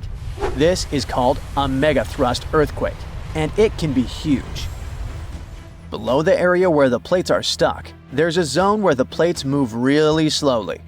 We're talking about just a few inches every few months. This slow movement helps to release some of the pressure, but it also builds up more pressure on the parts of the fault that are still stuck. This means that over time, it increases the chances of a huge earthquake happening. These massive quakes, called Great Subduction Zone earthquakes, can be stronger than magnitude 8.5. Megathrust earthquakes are the biggest earthquakes that happen. They can go over a magnitude of 9.0, which is insanely powerful. Just to put it in perspective, a magnitude 9.0 earthquake releases 1,000 times more energy than a 7.0 and 1,000,000 times more energy than a 5.0. These earthquakes happen when a lot of pressure builds up in a part of the fault that's locked, which means the plate can't move past each other. When that pressure gets too high, the fault finally ruptures, releasing all that built-up energy in one massive shake. The Cascadia subduction zone is super long. That's why if it were to rupture all at once, it could produce a large earthquake. Scientists have studied this region and found that about 18 miles below the surface, the fault is completely locked. The plates there aren't sliding past each other. But deeper down, the plates start to slide more smoothly, causing less friction. This is important because it tells us how much stress is building up in that locked zone, and how it could eventually lead to a major earthquake. You have friends over for dinner. You set your drink on the counter and go help your friend set out some desserts. When you get back, you notice the liquid in your cup. It's sloshing around and the ice cubes look like ships on a rough sea. Now you feel it too. On the ceiling, the chandelier is swinging like mad. Then you hear someone scream, "Earthquake!" The house and everything in it is rocking back and forth. You try to run for cover, but the shaking keeps you stuck in place, fighting to keep your balance. The cabinets look possessed, and glasses and dishes fly out and smash on the floor. The bookshelves topple over, and everything hanging on the walls sways and falls off. You duck under the dining room table, trying not to get hurt on all those broken dishes. Yeah, you've been through earthquakes before, but none like this. Checking your phone? Typical, no signal. You can't believe what's about to happen. The screams get louder, and suddenly, the whole house collapses. The biggest earthquake ever recorded happened in Chile in 1960. Disaster came in the afternoon, just when everyone was out enjoying themselves. To cause serious, life-changing damage, you need to have a magnitude of around 7 or so on the Richter scale. This one was 9.5. This part of Chile is smack dab on the so-called Ring of Fire, the most active volcanic and seismic area in the world along the Pacific Rim. The initial shaking lasted around 10 minutes, and after 2 days, many aftershocks were still strong enough to set off a volcano in the south of the country. But that's not where it ended. The earthquake unleashed a series of tidal waves all over the Pacific Ocean, with some reaching over 80 feet high. The waves and earthquake were so strong that they even affected Hawaii, Japan, and the Philippines. It caused around $500 million $1960 worth of damage. Many were left homeless. Much of their infrastructure was smashed too. Buildings as far as the eye could see were toppled, and debris piled everywhere. Scientists estimate that this earthquake was so powerful, it shifted the Earth's axis, making our days 1.26 microseconds shorter. That might not seem like a lot, but think about it. Just one natural disaster was strong enough to make time move. Many of the coastal cities were flattened and floods were widespread. The economy spiraled downward. According to studies, if this earthquake happened today, it caused more than $20 billion in damages. So what would happen if an earthquake twice that size hit without warning? For starters, you'd likely feel the effects even further away. Tidal waves wouldn't just hit the coasts of Japan and the Philippines. They would move even further to China, Korea, Vietnam, and even Australia. And those waves would be significantly higher than 80 feet, perhaps double that. That's like 8 giraffes piled on top of each other, surfing your way. If you live by the coast, you'd notice the waves. If you saw the water recede way back so you could practically see where all the fish call home, you'd know it was time to run. Chances are that a tsunami's heading your way. Say it really happens. You're caught under the wreckage, not knowing what's going on. You manage to free yourself and escape to the fresh air. And you're not alone, because all the houses in the neighborhood have turned into piles of bricks and rubble. The bridges have also collapsed, leaving people stranded on either side. You look around, dust yourself off, and rush to find help. Fire trucks and ambulances drive between the broken-down cars and rubble. You try to make it to your car, but the aftershocks are still hitting, and you're getting tossed to the sidewalk. With all the cell towers down, you can't call anyone on your phone. Your knees are shaking, but you manage to power through. Once you reach your car, you see it crushed under a boulder, like a giant soda can. You continue on foot and eventually reach downtown. It looks as if some giant got angry and knocked all the buildings down. You push forward and try to see if you can find some help. Without warning, your phone vibrates. You check it and see 1,000 notifications about a 20-magnitude earthquake. You're still shaking, but that's all you. The ground is still for now. Uh-oh. You hear something in the distance, racing towards you. To your right, you see tidal waves as tall as buildings charging at you. Still in shock, not knowing what to do, you now come to your senses and run. You don't even know which way to go. There's a tsunami right behind you, and in front of you are broken down buildings with rocks and concrete still falling everywhere. Wait, there's a building that's somehow still standing.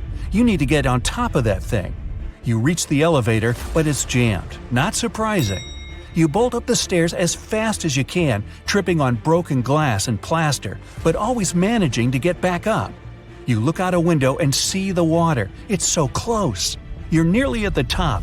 A few more flights and whoosh. The water forces its way into the building and drags you down at least 2 floors. You can barely see anything. Still, you know you must swim up. But the water keeps forcing you downwards. After about 30 seconds, you manage to swim your way out and continue climbing to the top. You scramble to the top floor and collapse on the roof. You're safe for now. The tidal wave is still going strong, plowing its way through the ravaged city center. Your phone is now waterlogged and useless. You have a perfect 360-degree view of your town covered in water and debris. The ground starts to shake again. Maybe you'll just sit around until this is all over, waiting for the rescue helicopter. But then, a loud explosion that almost breaks your eardrums shakes the ground even more. Off in the distance, smoke is rising, and soon it covers the entire sky. Darkness hides the morning sun. That's when you can see lava shooting up into the air and landing nearby. The lava forms into a river, flowing its way into town block by block. With this much seismic movement and the high intensity of the earthquake, the world's tectonic plates have shifted so that magma is pushing its way to the surface. From the earth, steam begins to vent. Then the heat hits you.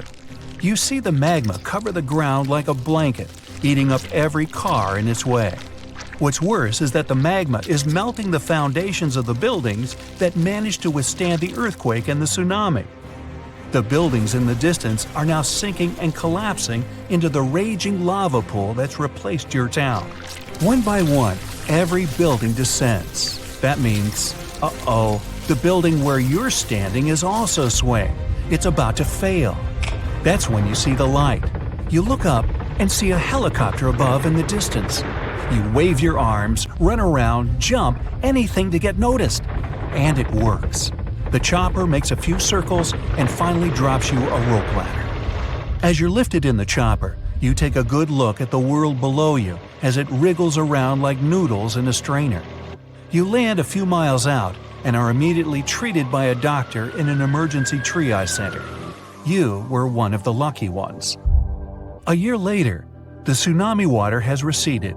The lava that flowed inland has cooled, but all that magma permanently changed the ground below it, and the whole town is gone. The disaster has thrown the entire country into a financial nightmare that'll last decades. It takes months to survey the town, making sure there's no dangerous electrical wires or busted gas pipes anywhere. They're rebuilding your town farther inland from where the old one was. In other towns, they rebuild directly over the ruins. In others, they just decide to move everyone to a nearby city.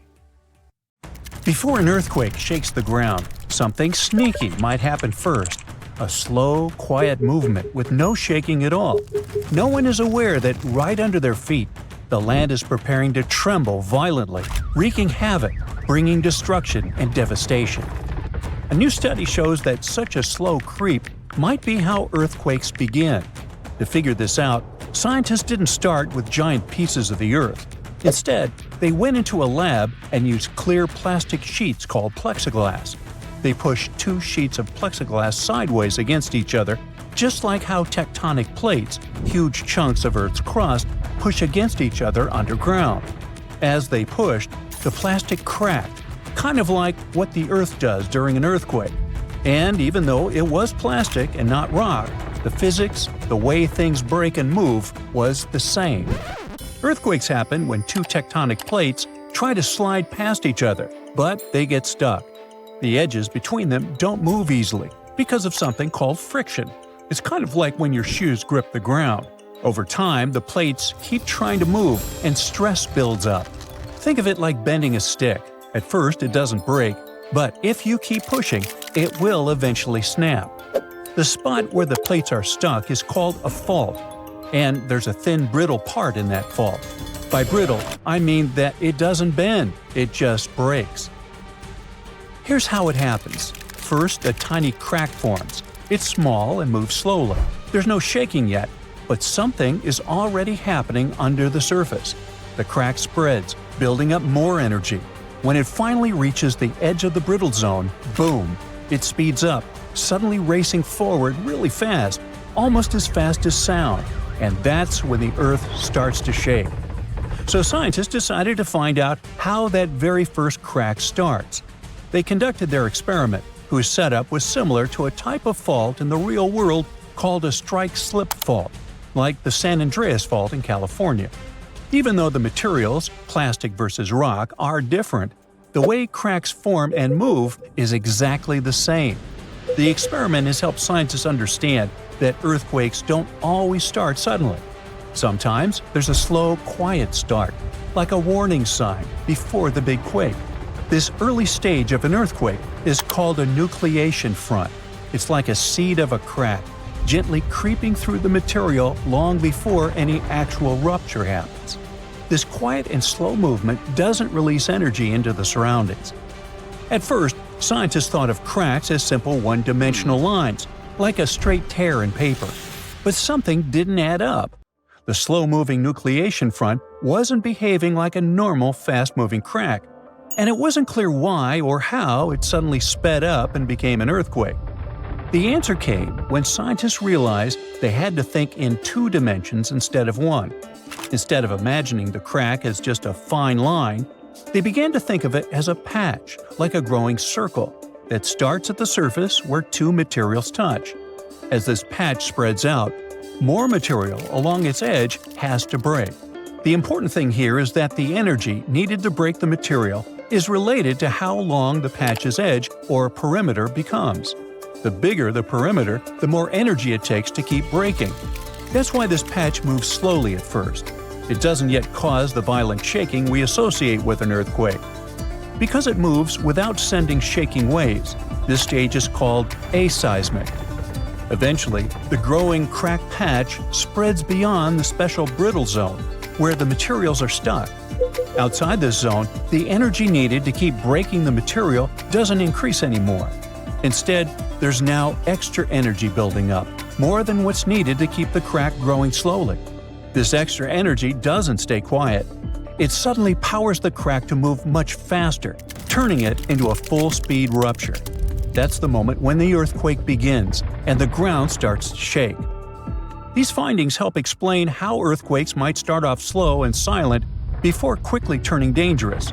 They show that small, slow cracks can suddenly transform into powerful, fast-moving ruptures if the conditions are right.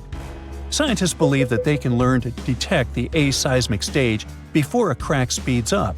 It might one day be possible to predict earthquakes, or at least understand the warning signs better. Now, even though earthquakes are only the third most common type of natural disaster, they cause the highest number of fatalities. NASA plays an important role in studying earthquakes by using satellites that orbit the Earth. These satellites collect data and images that show how the ground changes after an earthquake. For example, they can detect when the land shifts, rises, sinks, or cracks. These surface changes help scientists learn more about the strength and impact of earthquakes. NASA's satellites can also track changes in nighttime lights. If a city goes dark after a quake, that's a clear sign that the area may have lost power and could need help. Now, how about we talk about the most common earthquake myths, like the one about megaquakes? Some people really worry about super huge earthquakes, but there's a limit to how big they can get. The size of an earthquake depends on the size of the fault where it happens. A longer and deeper fault can cause a bigger earthquake. For example, the San Andreas Fault in California is long, about 800 miles, but not very deep, around 10 to 12 miles. This makes earthquakes bigger than magnitude 8.3 on that fault very unlikely. The biggest earthquake ever recorded happened in Chile in 1960. It had a magnitude of 9.5 and occurred on a huge fault that was almost 1,000 miles long and 150 miles wide. Technically, there's no set limit on the magnitude scale, but an earthquake bigger than magnitude 12 would need a fault larger than Earth, which just isn't possible. Now, earthquakes can happen near the surface or deep underground. Most occur in Earth's crust or upper mantle, down to about 500 miles deep. But the deepest ones happen only at subduction zones, places where one part of Earth's crust slides under another. In California, almost all earthquakes happen in the top 15 miles of the crust. One exception is the Cascadia subduction zone in Northern California, which continues up through Oregon, Washington, and Canada. Another misconception is that the ground can open during an earthquake, but usually that only happens in movies. A giant crack opening and swallowing things up during an earthquake is just fiction. In real life, the ground on either side of a fault slides past each other. It doesn't pull apart or open wide. Small cracks or holes can happen during landslides or ground failures, but not along the actual fault line itself. Faults don't open up because if they did, there'd be no friction, and without friction, there wouldn't be an earthquake at all. Now, some people think California could break off and sink into the ocean during an earthquake, but that's not how it happens. The ocean floor is just lower land with water above it.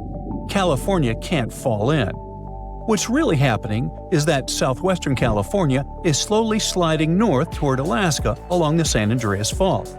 The Pacific Plate, which California sits on, is moving about 2 inches per year, about as fast as your fingernails grow.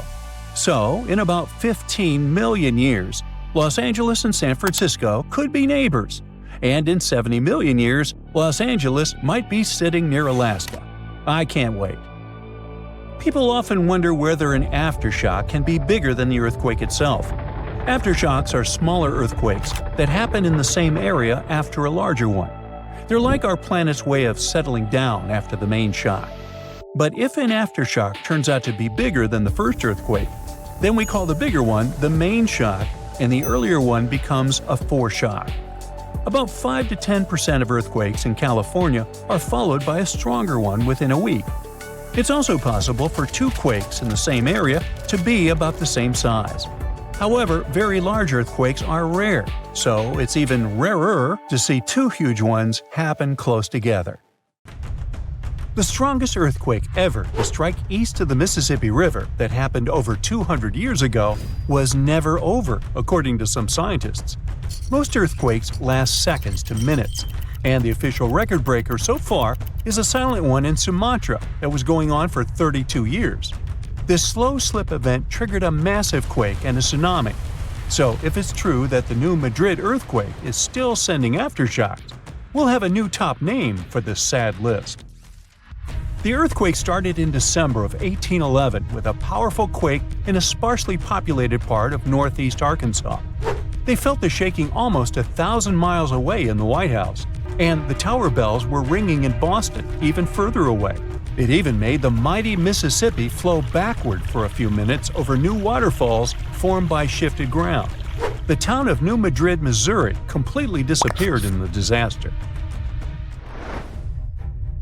The Earth wouldn't stay still until the end of January the following year, when things got serious again. A massive quake hit, this time near the junction of the Ohio and Mississippi rivers, right in the Missouri boot heel. Geologists believe it was a rupture on the New Madrid Fault, putting even more strain on the nearby Reelfoot Fault. Just when people thought it couldn't get worse, another 2 weeks of trembling passed, and the Reelfoot Fault snapped deep beneath New Madrid. Down in Tennessee, about 15 miles south of New Madrid, the ground uplift created Reelfoot Lake.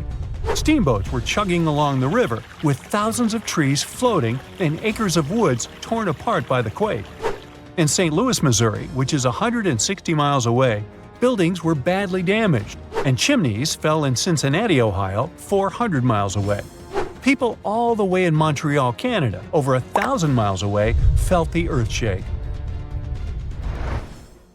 Seismologists have registered about 200 small earthquakes in the New Madrid seismic zone every year since 1974. Some researchers believe that up to 30% of those were aftershocks from those big quakes back in 1811 and 1812. In parts of the U.S. where there's not much tectonic action going on, these aftershocks could keep rumbling for years, maybe even centuries, after the big ones hit. Aftershocks are the Earth's way of releasing all that built-up stress from the main quake.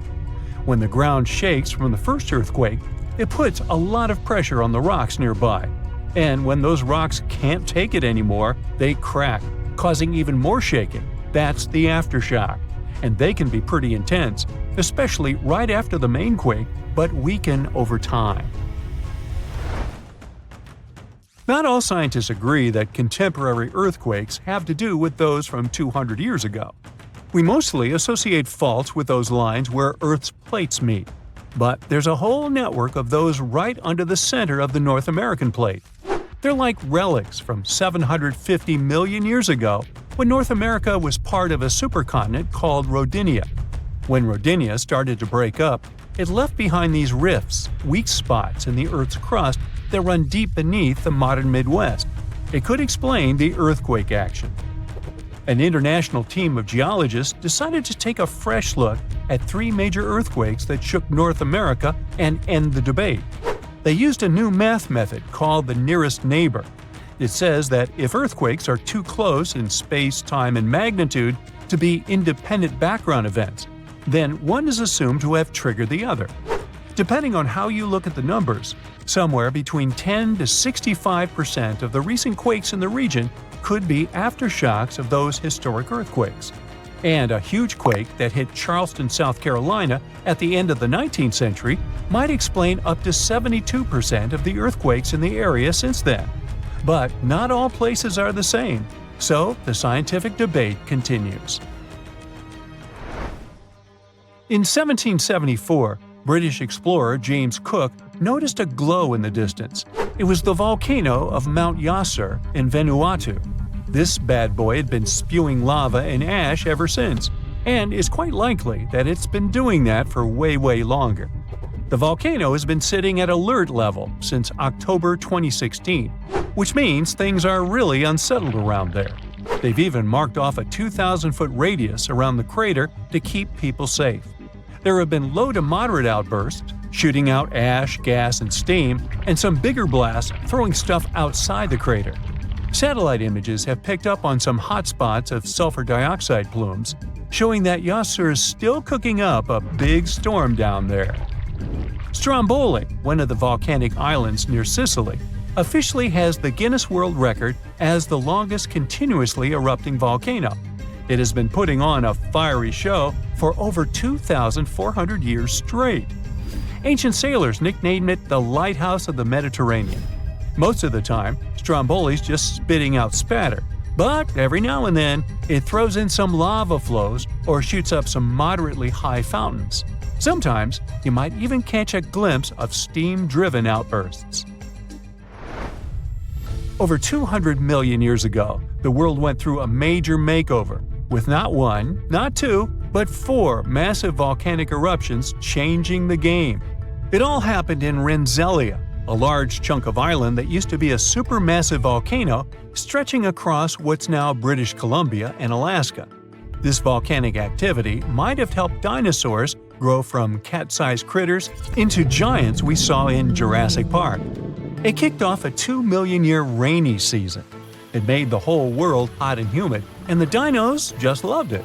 Researchers dug deep into sediment layers beneath an ancient lake in China to uncover these secrets. They found traces of volcanic ash and mercury, clear signs of those epic eruptions. There were carbon signatures showing huge spikes in carbon dioxide levels, making the atmosphere toasty and the rain pouring down. It all happened in 4 separate pulses, each triggered by those monstrous volcanic blasts. There's a spot in a national park not too far away from Sydney, Australia, where a fire has been raging deep underground for at least 6,000 years. They call it Burning Mountain, and it's a coal seam fire, burning its way through a layer of coal beneath the Earth's surface. Once these underground fires start, they're pretty much impossible to put out. This ball of fire is up to 30 feet wide and extremely hot, but there's no flame, it's smoldering. The fire has been creeping along at a pace of about 3 feet per year. A local farmer first spotted it in the 19th century and thought it was a volcano. The people who have lived here for ages believe this place is sacred. They've used it for cooking and crafting tools, and tell that it started from a widow's tears or the torch of a hero. But experts think it could have been a lightning strike or coal heating up like a summer barbecue from the interaction with oxygen. Some say it might have been burning since before the dinosaurs roamed the Earth. No one knows exactly how long this mountain will burn or in what direction it'll move. Right now, the coal has enough oxygen to burn for centuries or even millennia without human intervention. The fire is heating up the mountain like a giant oven, making it crack and crumble, inviting in more oxygen to feed on. Even if humans decide to take action, these coal seam fires need truckloads of water and liquid nitrogen to tame them. Several years ago, explorers noticed that the smolder was creeping close to a cliff overlooking a little river. And depending on what the coal seam decides to do next, we could see some dramatic changes here in the coming decades. There could be flames with much more heat, or the coal seam could go deep, extinguish itself, and smolder out. Now, at first glance, it seems like we're on a giant raft called a continent that's just floating around on some molten lava until it hits another continent. Okay, let's make a quick stop at high school science class. Our home planet is like a cake with different layers of ingredients stacked up on top of each other. The Earth's core, mantle, and crust. Hey, where's the frosting? The cake batter on top represents the crust of the Earth, made up of 3 types of tasty rock: igneous, sedimentary, and, say it with me, metamorphic. These rocks are formed in different ways, such as from solidified lava or from the deposits of particles and minerals. The crust is what we stand on, a home to our continents, oceans, and everything we see around us. Then you have the mantle, not the baseball player, the layer that lies right below the crust. Many people think that the mantle is just lava, but it's not quite like that. Just like how you mix different ingredients in the cake batter, the mantle is made up of different types of rocks that are constantly moving and shifting. And finally, we get to the sweetest part of the cake, the center, or in the case of Earth, the core. It has 2 parts, the outer and inner core. The outer core is made of molten rocks and metals that are incredibly hot. Ow! Even hotter than the surface of the sun. The inner core is solid, even though temperatures there are crazy. It doesn't turn into liquid because the pressure down there is amazingly strong. When you see all this, you can easily think that below us there are endless miles of lava and hot rocks. So, how come tectonic plates move at all? The continents don't float on a sea of molten rock. The oceanic and continental crusts really sit on a mantle. Sure, there's a layer of liquid rock in our planet, the outer core, around 1,800 miles below the surface, but it's separated from the surface by the mantle that's thick and solid. So, the Earth's tectonic plates move around because they're on a thick layer of solid rock, the upper mantle. Basically, this rock is under incredible pressure and heat, which makes it flow in slow motion over time. Think of it like honey or syrup that you pour over your cake layers. As you move the cake around, the honey or syrup will also move and flow. Similarly, the upper mantle can flow and drag the parts above it along, just way slower than honey. And the rock is both breakable and flexible.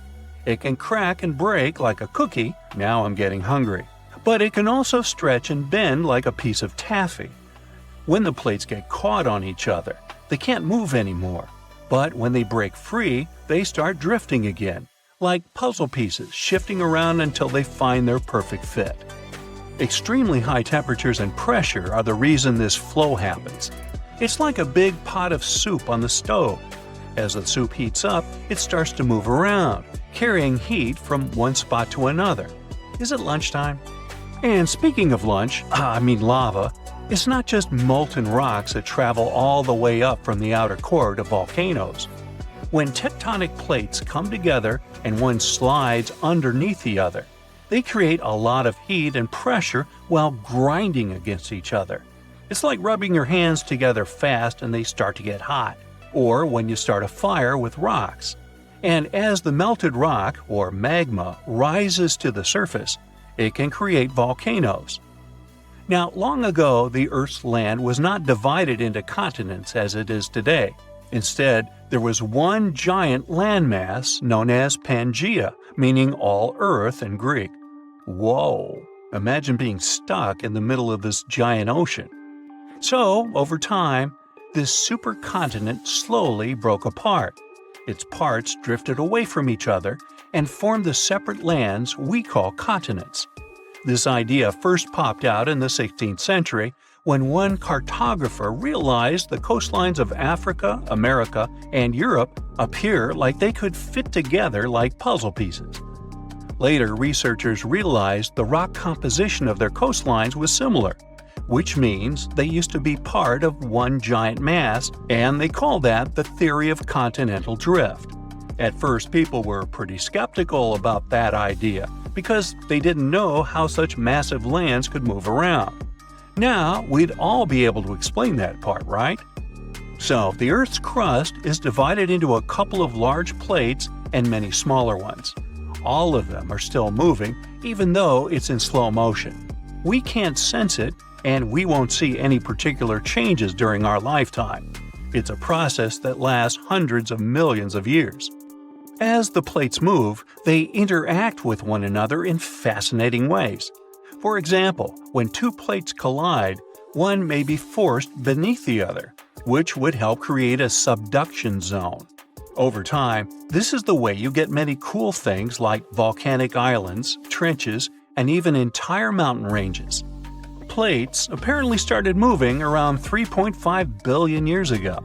It took them a while to group into the first jigsaw supercontinent we know about called Ur. Today, its remains make up parts of Madagascar, India, and Australia. Pangaea formed 335 million years ago, but it probably won't be the last continent that will form. So, some new generations in the distant future could live on something called the next Pangaea. When the oceanic crust of the Atlantic Ocean slowly takes its place under the continental crust, the oceanic basin of the Atlantic is going to close, which is why the continents will end up pulled together. This means the Americas will meet Africa, and Eurasia will be flipped on its side. So, people might live on a giant landmass in the shape of a ring, clustered around the inner sea, or at least what's left of it. Or maybe continents will take another direction and make up a different jigsaw puzzle called Amasia. In this scenario, the Americans will drift westward, fuse with Australia, and pivot to around Siberia. And then there's more. Novo-Pangaea is the option where the Americas swing together to embrace Antarctica and Australia, and Africa legs off to the northwest. Basically, all continents here get together to form a giant landmass that stretches from one pole to the other. Ready for one more? Nah, come on. A recent projection called Eureka gives an idea similar to Novo Pangea. It's just that all continents here unite to become one gigantic land that clusters around the equator. Maybe this would be my favorite one to live at, with the sunny weather and the beach all the time. And who knows what kind of magnificent trenches, mountains, islands, and other geological beauties we'd get with this giant supercontinent. Pangea broke up about 175 million years ago. As the Atlantic and Indian Oceans began to widen towards the east, the Ring of Fire was formed. It's a path that goes along the Pacific Ocean with so many frequent earthquakes and active volcanoes. This way, Eurasia was unable to cross this border and continue moving westward. And now Eurasia could move laterally along the Ring of Fire. The subduction zones kind of act like a barrier that forces the tectonic plates to move in different directions. So Eurasia could eventually collide with the Americas and form something similar to Amasia. It would be cool to sit there, grab the popcorn, and watch it from the side. But this is something that won't happen for the next 50 million years at least. I'm willing to bet I probably won't be here to see it. Different theories talk about different positions where this new supercontinent might end up one day. But it seems it will probably be somewhere in the polar area, centered on what we today recognize as the Arctic Ocean. Not my cup of tea. Bring me back the sunny one. Wait, scratch that. Let's go eat.